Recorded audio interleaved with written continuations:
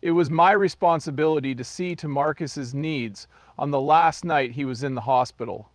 While I was tending to his needs, she glanced over at me in the dimly lit room at about 3 in the morning and said, "Look what you have done to this family." I told my mom I'm at my breaking point in a text message.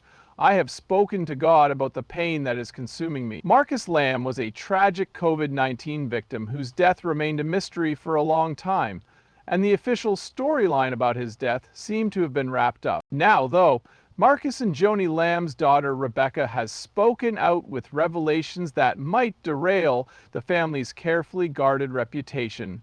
Not only has this decision horrified many, but it has surprised even Daystar's most loyal fans.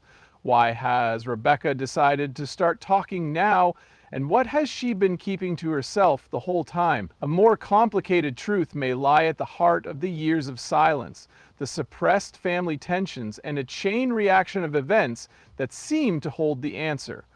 The moment word gets out about her story, all eyes are on her mom, Joni Lamb. Many are starting to question their assumptions about the Lamb family after her reaction. This is a story about a man's untimely death that also touches on topics of power, reputation, religion, and the price of remaining silent. In this article, we will expose the truth behind the official narrative. You are warmly welcomed as you embark on the investigation they had hoped you would avoid. Make sure you're connected to our channel before we begin, though, because it's all too common for truths to disappear in stories like this one.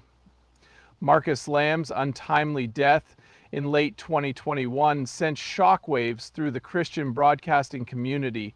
Whoever created Daystar Television Network also created an empire that millions of people around the world were a part of. His ideas were as resounding as his voice, and his legacy seemed unstoppable. When word got out that Marcus had died from complications related to COVID-19, many were shocked. Marcus had previously gone on record as being opposed to the COVID-19 vaccines, and he had used Daystar to promote conspiracy theories and anti-vaccine rhetoric. Tragically, he died from the same disease he had rejected, despite his public persona as an advocate for religious freedom and individual autonomy in healthcare decisions. A lot of emotion went into Joni Lamb's public statement. According to her, he met his end as a result of a spiritual attack, which she blamed on Satan. Very quickly, the loyal followers of the Lamb family rallied behind this interpretation. Because of the deep spiritual ties to the family, they were afraid to question them, but there were others who were doubtful. Behind the scenes, there were murmurs of disapproval. Could it be that Marcus's death was caused solely by COVID-19? Did the illness already have an effect on his immune system? Was the number of factors involved more complex? Those in the know said that there were unrecognized, more serious issues, including heart problems, chronic diseases, and stress illnesses. Marcus was widely believed to have been hiding his ill health for quite some time. Some people said that he had grown more sickly and reclusive in the months leading up to his death, but no official statement acknowledged this. In spite of everything, the Lamb family persisted in remaining silent, which further inflamed the situation. For a long period, Rebecca Lamb avoided the spotlight. She had always been careful about what she let the public know. Being the daughter of two of the most influential people in Christian television. But as time went on, her composure started to reveal her frailty. Through a series of covert conversations with friends, podcast appearances, and social media posts, Rebecca began to hint to a story that was very different from the one that her family had supported. Then, in a recent sit-down interview that has gone viral online, she finally spoke up. Most significantly, Rebecca brought up her father's strained relationship with Joni Lamb, as well as his growing exhaustion from his heavy ministry responsibilities and deep inner pain. A prominent minister, Rebecca's father oversaw a vast ministry. The picture of a lovely Christian marriage was just an artistic representation in Rebecca's eyes. She went into great detail about the years her parents spent emotionally distant from one another. According to Rebecca, Joni's relationship with her family suffered as a result of her obsession with protecting Daystar's reputation.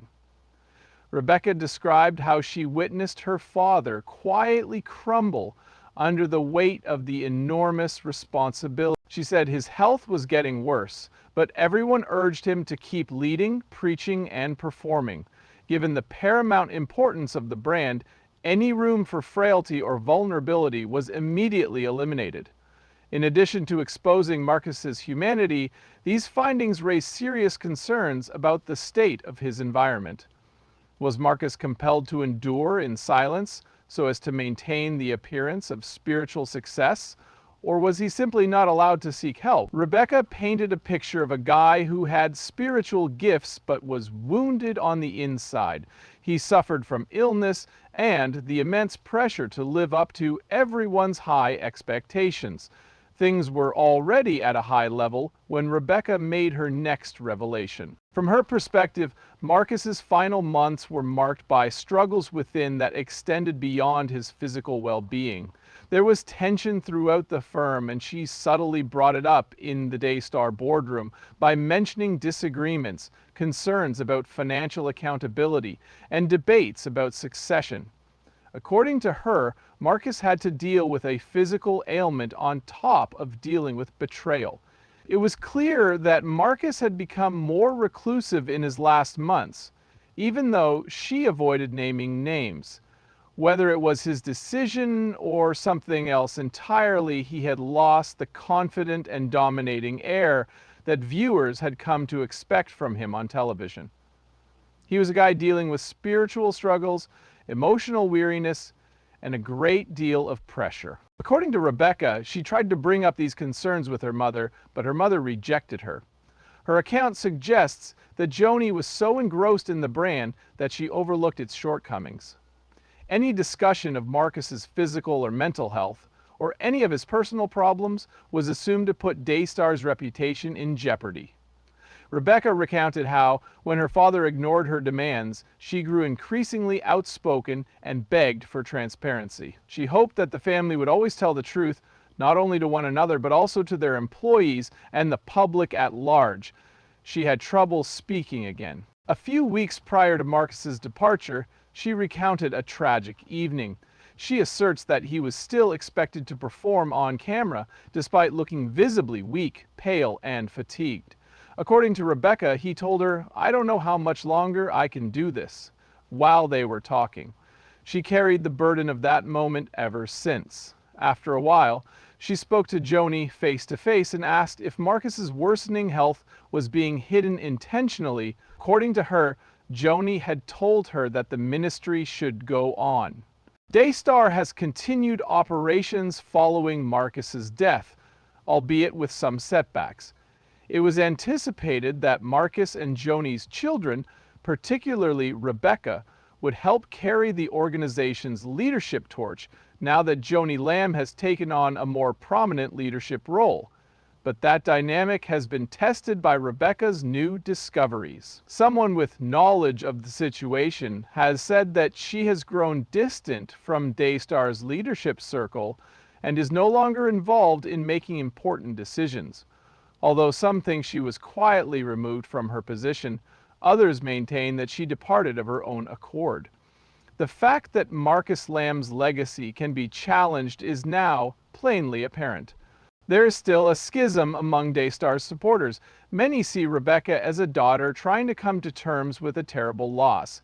They see her as a whistleblower because she exposed the toxic culture that runs in the shadows. Once praising Marcus and Joni as models of godly leadership, the Christian media community must now face the facts.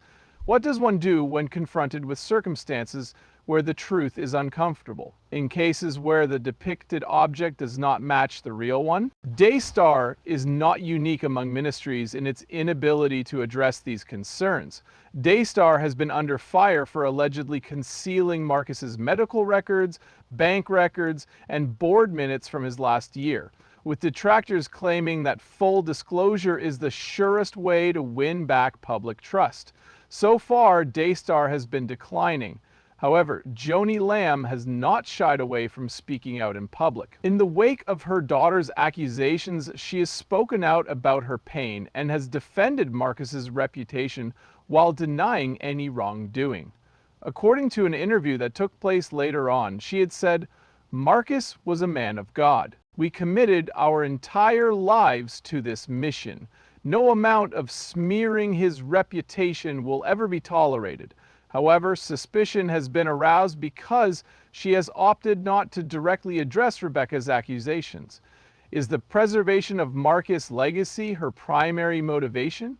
The Lamb family is at a critical crossroads, as the ongoing consequences make very clear.